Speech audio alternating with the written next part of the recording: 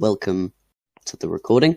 This is the AP News Gina podcast. We are going to be discussing things like recent tensions in the UN, certain things that have gone on, the April Fools especially. That was interesting. First thing to note, the China tension. We have the Japanese representative from near Hani. What's your stance on this? And also on your cutting ties with NATO and foreign powers. All right, so I'll start off by saying it is being resolved. We have a group chat in place to ease tensions. We're currently in talks, and we're hoping on planning some sort of summit to organise things, but the logistics of that have been a bit difficult because of, people being busy with real life issues, which is fair enough. But hopefully we'll be able to organise that soon and get this sorted. However, I believe the way it's all started, first of all, I understand why China came out and did it. It was to get the region active because, we can't have peace forever. And to be frank, it was getting kind of boring, just everyone getting along with each other. So it has added a little bit of spice to the United Nations. However, I feel it was taken much further than it needed to go. Not because of any particular reason. Both sides were responsible, but I think both sides made comments, jokes that were misinterpreted by the other side, which has led to a lot further tension that was necessary. So this is something that we've addressed in the group chat, and we've, both said, look, we do have some level of responsibility in why tensions have gotten so bad, and we do apologise for that. So all I can say is that, yes, it was needed, but it got taken further than it needed to go because of misunderstandings and people speaking out of line. For example, the Japanese emperor making comments where he shouldn't have been making them. However, it's being resolved, and I'm sure Jay will agree with me. Correct, that's true. And regarding, I know you did ask about NATO. So yes, I believe a while back now, it must have been a good few weeks ago, there was some question about America's actions. If they were stepping out of line a bit and doing a bit too much.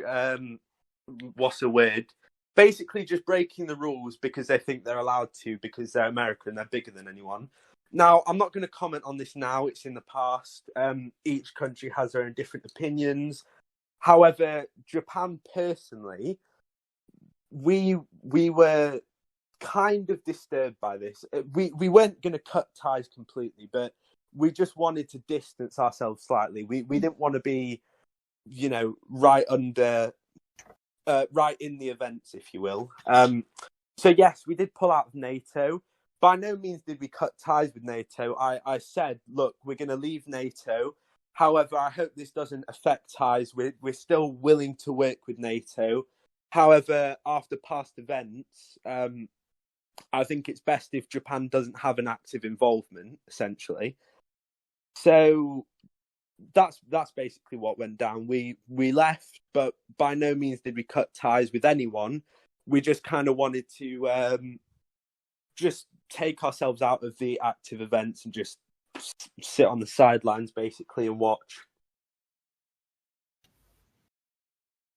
So, interesting. I think we can get an opinion from the Chinese president, Jay. I'm sure he'd love to comment on the topic. Hi. Same question, or? Yeah, same questions. Just about Japan and recent tensions. Caught me off guard. I don't need to think for a second. In light of all of this, the Japanese bloke is completely right. There has been miscommunication on both sides. I'll take responsibility for my part. The primary intention was just to increase activity in Asia, and I think that's worked quite well. In terms of them leaving NATO, honestly, they do what they want.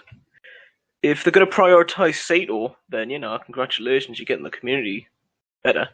The entire goal of having the UN was to expand the Rhone Asian community in one way or another.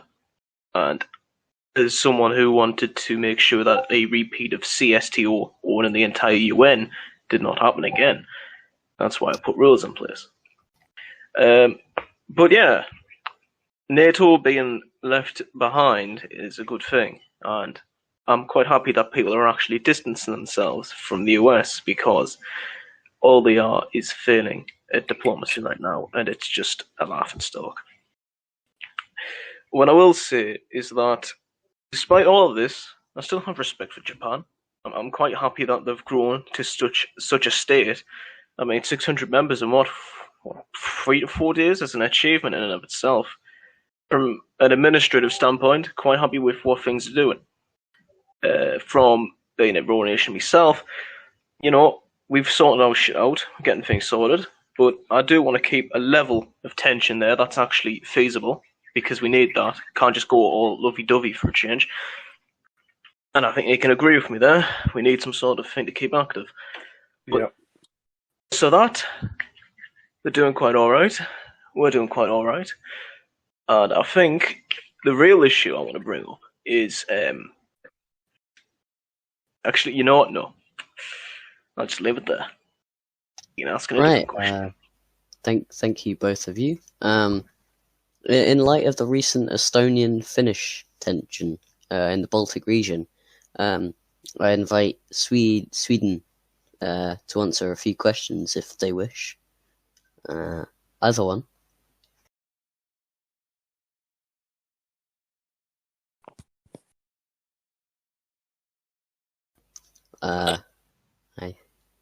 Right, Hanny.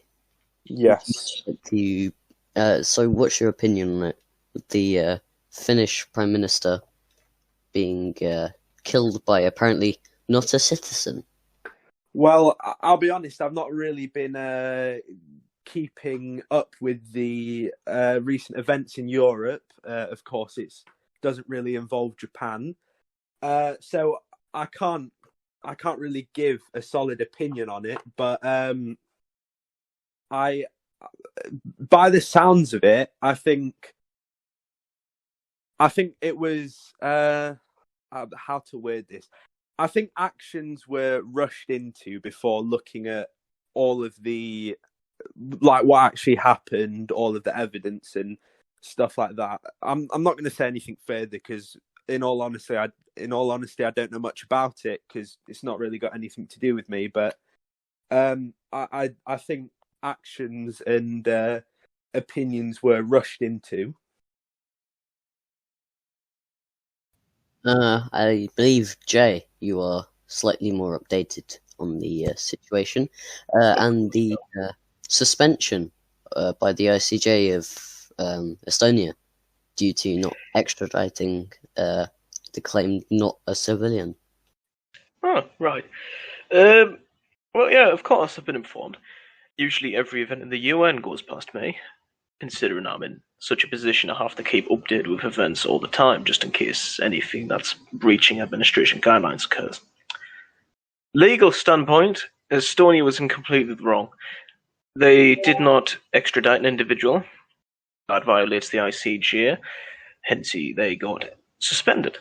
That's completely fine in my opinion. The stagnation point, where everything started. Well, I guess you could say, for starters, a civilian should necessarily be on a military base. That's the first error. The second error is a civilian shouldn't necessarily be poking the noses around the military base. They should ask for permission first. Judging by the video, they just went in willy-nilly. That's not allowed. And I don't necessarily think that was the right thing to do. It was more or less just to visit a trolling, to be quite honest. Furthermore, Estonia did state that they were doing a operandus nomondi or some shit. Forgot the fucking word you say for it. That didn't allow diplomatic immunity to be initiated. So, as a representative as well, my visitor, kind of got themselves into a fucked position, really. In all honesty, it was, and I could see it as just a visitor being a nuisance that got just taken out of context because someone kicked the boots around screaming, "I got killed. I'm going to take this bloke to the ICJ. It's not fun." Now, from I can't even fucking speak anymore. From an administrative point, this entire thing was just another little exaggerated point of view that's trying to get Europe active, or just trolling, to be honest. But yeah, sort your shit out, please. Mm-hmm. Do you have any comments on the certain April Fools posts? Oh, them. Well, quite honestly, I don't care. I thought I had a little chuckle at it, to be honest. If anything, it's just a little fun. I don't really take that seriously. Mm-hmm.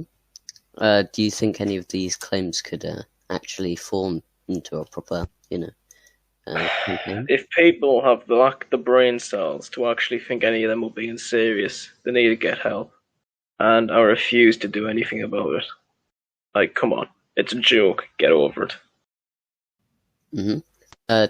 Do you think that there will be, any conflicts in the coming months? Because tensions aren't the lowest, you could say. Well, I'm hoping that tensions do actually rise because this UN actually desperately needs tension because a large portion of nations here are all pro-peace. Apparently they can't get the tits right because they have one enemy. They need to be friends with everyone. I think that's wrong. So, but I'll be honest, I have been promoting the idea of tension and actually utilising realistic judgment and justification because we do need it. We can't just sit here all the time being lovey-dovey. It's not going to work like that. If we don't at least have one war in the next month, then clearly something's wrong. And I'm hoping to fucking God someone has the balls to actually do something. If I may speak, I completely agree with Jay, and I do hope that sometime down the line, Japan and China do go into conflict. I think the thing at the moment is more of the fact that both of our groups are in development, so it'd be kind of impractical for us to go to war at this time, considering, no offense to China, their army is quite small, considering they've only just started up. So Japan personally, and I'm sure China as well, is very open to the idea of conflict. However, it is more of a practical point of view. Just a bit of time's needed to get all of our armies in working order, and then, once we have a decent manpower, by all means, war it is. On that note, can I ask, what's your opinion on the US actions? Do you think there'll be anything that come from that, or do you think it'll just be, the US being the US trying to promote peace in Israel? Or I'm sorry, what did you say? What is Israel? if you could give me 2 seconds.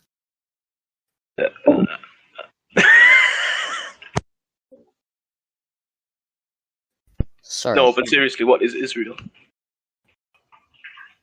I mean, fair enough. Of course, there's quite a few people in this VC that have opinions, especially on that topic. I'm sure the host of this podcast has a fair bit to say about that. Jinnah being Jinnah. But I will answer your question. Yeah. USA is being shit, as normal. They need to get the shit sorted out. Honestly, I'm hoping the next election they don't elect fucking idiots. But that's that. What's your opinion on the recent terrorist attacks in the South American region, especially Peru? I think it's good. Keeps people active on the tours. Also, it helps internal activity, so yeah. The Secretary General's here. What's your opinion on the recent tensions? Anything to say? Any comments? My favorite color is yellow. No one cares, Alex. That's it. Yep, that's it. I'll take that. Okay. Note it down, please. Will you? Noted. Thank you. Thank you. Can I have a comment on from the Finnish president or A comment on what? tensions in all regions, Europe, Asia, the US? I mean, tensions are good. They bring activity. Yeah, that's about it, really. I think that wraps it up. Last thing would be comments on the hibernation, you could say, of Canada. Could we see a new one replace it? Could we see it be shut down altogether? I know Jay actually plays a role, so Canada at the moment, I shut it down. Everyone's quite upset about it. But when it does return, I'm going to be slightly putting more shit into it. But until then, I do expect people to try and replace it. I mean, I don't necessarily care. The second it comes back, I'll probably just replace the other one. But until then, in December, I don't think I'm going to do much with it. Well, of course, there's a tear, well, an ex-tear, you could say, attempting to make one. Mercury I tear. believe Mercury tear is making one, but the current UK is also trying to make one. So it's probably going to be a 2-on-2. Do you think it could be a puppet or? Just quite honestly, I don't necessarily care if it's a puppet or not. If it keeps activity, cheerio, carry on. And can I get? I don't recall puppet states not being allowed. Yeah. And what's your opinion on the Spanish, possible puppets and using for domination of the Iberian Peninsula? Well, I mean, Andorra, realistically, that's just how it is. It's just a co-prince dominion, really. It's just owned by France and Spain. Spain's the leader, Rosa, I think, also has ownership of France. From a admin standpoint, oh well, what a shame. Can't do much. It's in line with the resolutions. But yeah, if it keeps the world active, then I don't necessarily care. It's not my job to care. That wraps it up. Thank you for everyone that ends up listening this or listen to it live. That will be it from us, Gina. Thank you for having me on. Being able to co-host this with you. That'll be it.